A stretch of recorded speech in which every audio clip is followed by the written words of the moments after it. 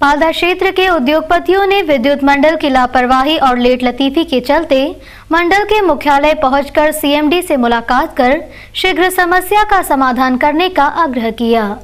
मंडल के आदेश पर 26 लाख रुपए जमा करने के बाद भी उद्योगपति बिजली समस्या से जूझ रहे हैं।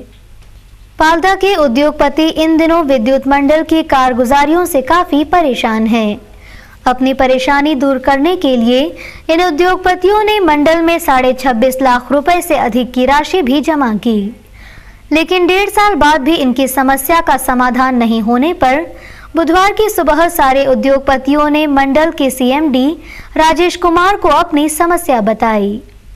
इस बारे में सीएमडी का कहना था कि पाल्दा क्षेत्र के उद्योगपतियों को बिजली सप्लाई करने में परेशानी आ रही थी। इसके लिए उन्होंने मार्च 2011 में 26 लाख रुपए से अधिक राशि दी थी, जिसका काम पूरा हो गया। पाल्दा इंडस्ट्रियल क्षेत्र के लोगों द्वारा उन्हें अलग से फीडर डालने के लिए लगभग 26.5 लाख रुपए पिछले वर्ष मार्च 11 में जमा कराए थे। उसके प्रोविजन के अंतर्गत काम लगभग पूर्ण हो चुका है, परंतु उस दौरान कुछ नए कनेक्शन होने, लोड इन्वेस्टमेंट होने से कंडक्टर की कैपेसिटी बढ़ाना जरूरी हो गया। वो काम अभी दूसरे एस्टीमेट के अगेंस्ट उसको करवाया जा रहा है, जो काम आने वाले 10 से 15 दिन के अंदर कंप्लीट करवा दिया जाए। वहीं उद्योगपति हरीश नागर का कहना था कि एमपीईबी से झगड़ा करने यहाँ नहीं आए हैं। हमने 1.5 साल पहले 26 लाख रुपए से अधिक राशि जमा की थी, लेकिन हमारी समस्या हल नहीं हुई। बिजली की कमी की वजह से हमें करोड़ों का नुकसान हो रहा है, जबकि मंडल को इस क्षेत्र से करीब 1.5 करोड़ का राजस्व मिलता है। हमें केवल बिजली चाहिए। मेन समस्या ये है कि बिजली नहीं मिल रही हमको, हमें तो बिजली चाहिए बस। और उसके लिए हमने इनको 26,42,000 रुपए जमा भी करे हैं, और उसी काम को अभी तक हुए 1.5 साल हो गया, लेकिन उनका काम नहीं हुआ अभी तक। हम चाह रहे हैं कि वो काम हो जाए और हमें बिजली मिल जाए। अपने सुहाग की सलामती के लिए कृष्ण भगवान के दरबार में इकट्ठा हुई महिलाएं नाचते नाचते ही लड़ पड़ी। महिलाओं के बीच ऐसा विवाद हुआ कि उन्होंने एक दूसरे को अपशब्द कहते हुए जमकर हाथ पैर चलाए। मारपीट के कारण थोड़ी देर के लिए अफरा तफरी का माहौल बन गया। मंगलवार को शहर में छठ पर्व की धूम थी। अच्छे वर की कामना के लिए अविवाहित युवतियां और अपने पति की लंबी उम्र की कामना के लिए शादीशुदा महिलाएं इस पर्व पर उपवास करती हैं। महिलाएं पूरे दिन खड़े रहकर इस उपवास को पूरा करती हैं और उपवास खोलने के लिए भगवान कृष्ण के दरबार में पहुंचती हैं। रात को राजवाड़ा स्थित गोपाल मंदिर में इसी वजह से महिलाओं की काफी भीड़ थी।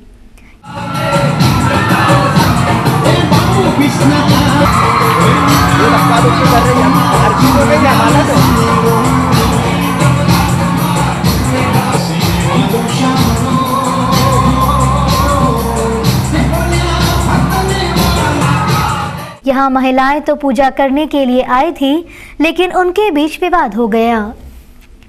दरअसल पूजा से पहले महिलाएं संगीत की धुनों पर थिरक रही थी। उसी समय धक्का लगने के कारण महिलाओं के 2 गुटों के बीच विवाद हो गया। विवाद ऐसा हुआ कि महिलाएं एक दूसरे के बाल पकड़ पकड़ कर एक दूसरे को पीटने लगी।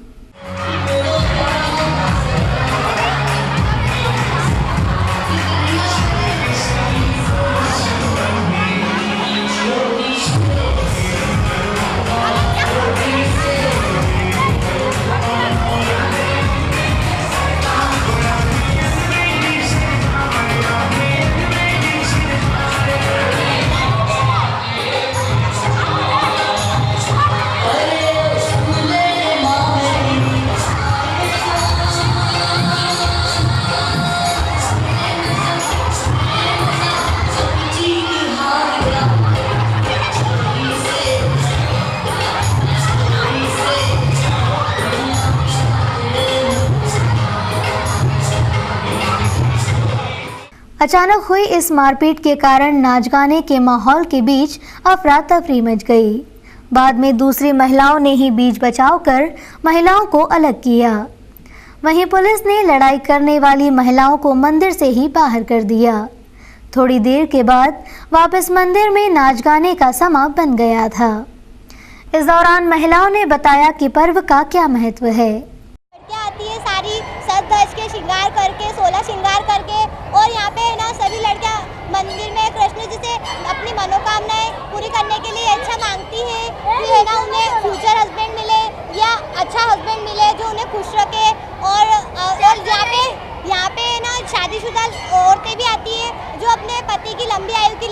व्रत रखती है?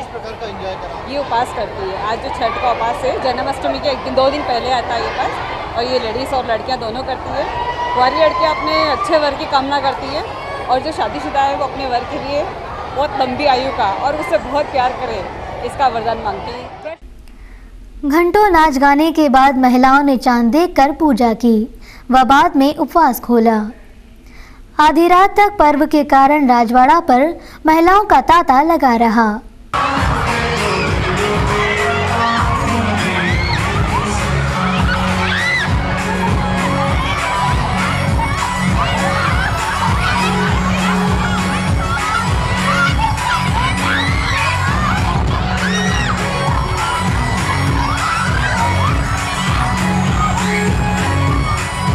शहर में सड़क दुर्घटना से होने वाली मौतों से निजात दिलाने और यातायात नियमों का पालन कराने के उद्देश्य से पाकिस्तान से आए एक बुजुर्ग अपने शरीर पर पोस्टर चिपकाकर वाहन चालकों को जागरूक करने का प्रयास कर रहे हैं। सन 1965 में पाकिस्तान छोड़कर भारत आकर इंदौर में बसे हरनारायण जुनेजा नामक एक बुजुर्ग ने बताया कि शहर में आए दिन सड़क दुर्घटना में होने वाली मौतों ने उन्हें हिलाकर रख दिया है। इसलिए उन्होंने शहर के वाहन चालकों को जागृत करने के उद्देश्य से शरीर पर यातायात नियम और वाहनों की गति पर अंकुश लगाने के लिए शरीर पर पोस्टर चस्पा किए हैं। इन पोस्टर को लगाने के पीछे उनका उद्देश्य है कि 1-2 जाने भी बच जाएं तो उनका मिशन सफल हो जाएगा। तजर्बा कलेक्ट किया हुआ है। मैं बुलेट पे भी चलता था और खूब अपना स्पीड पे भी चला हूँ, लेकिन मैं चाहता हूँ कि लोगों की ज़िंदगी कुछ बच सके। मरते हैं ना, बहुत बेमौत मरते हैं, ये मेरा संदेश। दादा आप कहाँ से आते हैं, रोज कहाँ से, कितना? मैं साकेत नगर से आता हूँ, इसलिए सोचा उस रोड पे चलता हूँ तो इतने में लोग चलते हैं, ये कट मारा वो कट मारा, उनको मैं पहले डांटता था, अब मैंने कहा ये लिख के लगा लेता हूँ। इस पहल के बारे में पूर्व पार्षद अनिल बिंदल का कहना था, इसके अंदर ये जो जिस तरह का संदेश देते हैं, इससे यही होता है कि आदमी को अपनी सुरक्षा के लिए स्वयं वो करना चाहिए। आज यातायात नियमों का अपन पालन करेंगे और आजू बाजू से जो गाड़ियां अपन रोज़ आए दिन सुनते हैं, गाड़ियों से एक्सीडेंट हो जाता है, स्कूटर स्लिप हो जाता है, आजू बाजू वाले टक्कर मार के तेज़ गति से चले जाते हैं। ये बुजुर्ग आदमी मतलब 70 साल की उम्र से ऊपर वाले हैं। क्राइम ब्रांच की टीम ने क्रिकेट का सट्टा उतारते 2 युवकों को गिरफ्तार किया है। आरोपी पढ़े लिखे युवक हैं और जल्द पैसे कमाने की चाहत में सट्टे का काम करने लगे थे। एरोड्रम थाना क्षेत्र के पटेल नगर में क्राइम ब्रांच की टीम ने रतलाम टावर पर दबिश दी। टीम को यहां स्थित फ्लैट नंबर 303 में क्रिकेट के सट्टे का कारोबार होने की खबर मिली थी। टीम ने जिस समय यहां दबिश दी, वहां फ्लैट मालिक रौनक पाटनी और उसका दोस्त पीयूष जैन भारत श्रीलंका के मैच का सट्टा उतार रहे थे।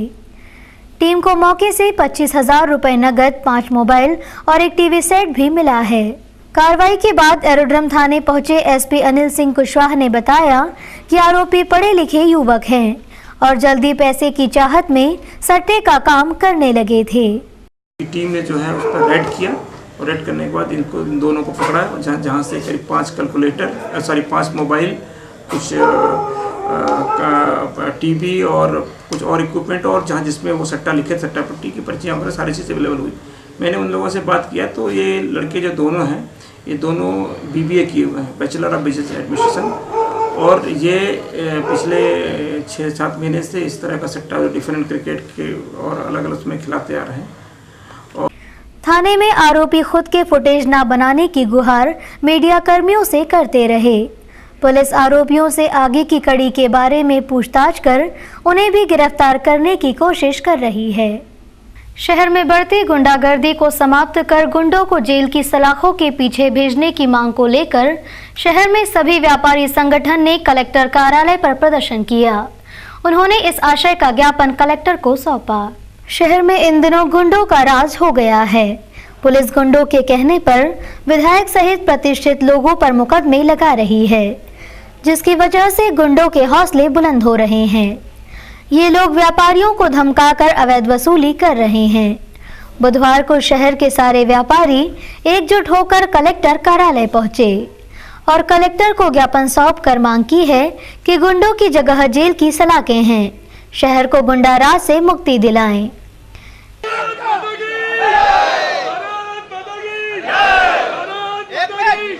ईमानदार आदमी हैं, उनको एक सहायता मिलती थी पुलिस से।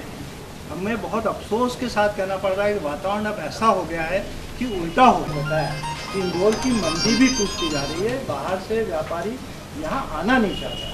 तो जब तक आपको कुछ न कुछ ऐसा करना पड़ेगा कि गुंडों को, पुलिस को मालूम नहीं है, ऐसा नहीं, सबको मालूम, पुलिस अच्छी तरह जानती, उनको पकड़, जैसे चेन स्नैचिंग वगैरह तो रोज का इकोनॉमिक प्रोग्रेस हुआ है, पॉपुलेशन ग्रोथ हुआ है, एक्सटर्नल पॉपुलेशन का ड्रिफ्टिंग हुई है शहर की तरफ, तो निश्चित रूप से अपराधों की संख्या बढ़ती है। उसके साथ ये भी बात है कि हमारे यहाँ पुलिस बल जो है वो कई वर्षों से बढ़ा नहीं है। आपने भी देखा होगा ना, तो ट्रैफिक पुलिस के जवान की संख्या बढ़ी है, चौराहे बहुत सारे डेवलप हो गए, लेकिन उसकी तुलना में ट्रैफिक पुलिस के जवान नहीं बढ़े।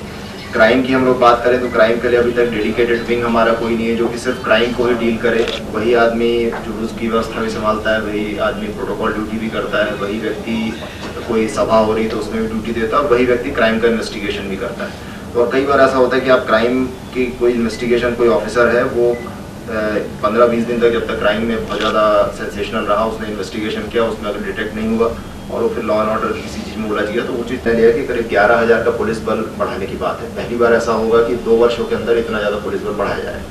बुधवार दोपहर बाईपास पर मालवा इंस्टीट्यूट कॉलेज की बस चालक की लापरवाही की वजह से बस पलटने से 4 छात्र घायल हो गए, जिन्हें निजी अस्पताल में इलाज के लिए भर्ती कराया गया। बुधवार को बाईपास रोड पर मालवा इंस्टीट्यूट ऑफ कॉलेज की बस चालक की लापरवाही के चलते पलट गई। इस हादसे में 4 छात्र घायल हो गए। कॉलेज प्रबंधन द्वारा उन्हें एक निजी अस्पताल में भर्ती किया गया। घटना की जानकारी देते हुए एक प्रत्यक्षदर्शी ने बताया, उधर से गाड़ी आ रही थी पीछे से, ये फास्ट है, तो उसके आगे एक मारुति थी, तो मारुति के बचाने के चक्कर में ड्राइवर ने एकदम फास्ट बहुत आ रही थी ये गाड़ी पीछे स्कूल बस उसने अचकान का यहाँ पे ब्रेक लगाया, तो ब्रेक लगाने में इधर उसको बचाने में उसको रात दिन मालूम है कि यहाँ टेबर है, फिर रात दिन निकलता है, इतनी तेज़ क्यों भगाई गाड़ी, ब्रेक लगाने में एकदम उसने इधर काटा तो नीचे उतर गई गाड़ी और पलटी खा गई इधर। आईपीएस नरेंद्र कुमार की हत्या के आरोप में गिरफ्तार ट्रैक्टर चालक मनोज गुर्जर को बुधवार को पेशी पर लाया गया, जहां पूर्व के ही तय आरोप पर अगली सुनवाई 23 अगस्त निश्चित की गई। उसके प्रावधान है, लाइसेंस वगैरह नहीं होना है। इसके अलावा नरेंद्र कुमार के पिता ने भी आवेदन दिया था, उस मुद्दे पर क्या हुआ? माननीय न्यायालय के द्वारा कोई भी आदेश मतलब किया गया है ना, उसके बारे में कुछ नहीं, क्योंकि उस आवेदन पर इस न्यायालय को कोई भी आदेश करने का अधिकार नहीं है। नरेंद्र कुमार के पिता ने क्या आवेदन दिया था? नरेंद्र कुमार के पिता ने आवेदन दिया था कि सीबीआई ने जो जांच की है वो सही नहीं की है, तो फिर से करें। भाजपा किसान संघ मोर्चा के कार्यकर्ताओं ने खाद मूल्य वृद्धि और किसानों की सब्सिडी के विरोध में प्रधानमंत्री के नाम का ज्ञापन कलेक्टर को सौंपा। इस दौरान किसानों ने केंद्र सरकार के खिलाफ जमकर नारेबाजी की। केंद्र सरकार की गलत नीति के चलते किसानों की हालत दयनीय हो गई। वहीं खाद्य की कीमतों में बेतहाशा मूल्य वृद्धि से भी किसान परेशान हो गए हैं। इन सारी समस्याओं के विरोध में बुधवार की सुबह भाजपा किसान मोर्चा संघ ने जिला अध्यक्ष रवि रावलिया के नेतृत्व में कलेक्टर कार्यालय पहुंचकर प्रदर्शन कर प्रधानमंत्री मनमोहन सिंह के नाम का ज्ञापन सौंपा। इस बारे में रवि रावलिया का कहना था कि केंद्र सरकार के 500 रुपए की खाद्य की बोरी के 1200 रुपए करने और किसान सब्सिडी के विरोध में इंदौर सहित पूरे प्रदेश का किसान संघ आंदोलन कर रहा है। भाजपा ने कई बार आंदोलन किया और अब आर पार की लड़ाई के लिए हमारे वरिष्ठ नेता रणनीति तैयार कर रहे हैं। 2 वर्षों में जो खाद 500 रुपये बोरी हमें प्राप्त हो रहा था वो आज 1272 रुपये में हमें प्राप्त हो रहा है। इसके लिए भारतीय जनता पार्टी ने कई आंदोलन अभी तक किए हैं, धरना, उपवास, आंदोलन, इस तरीके की रणनीति हम लोगों ने तैयार की थी। अभी किसान मोर्चा ने तय किया था कि पूरे देश में एक साथ हम इस तरीके का ज्ञापन देने का काम राष्ट्रपति माननीय मनमोहन जी को, प्रधानमंत्री जी को एक ज्ञापन के माध्यम से अवगत कराना चाहते हैं कि जो मूल्य वृद्धि हुई है वो ज़्यादा है, उस मूल्य वृद्धि को वापस लिया जाए।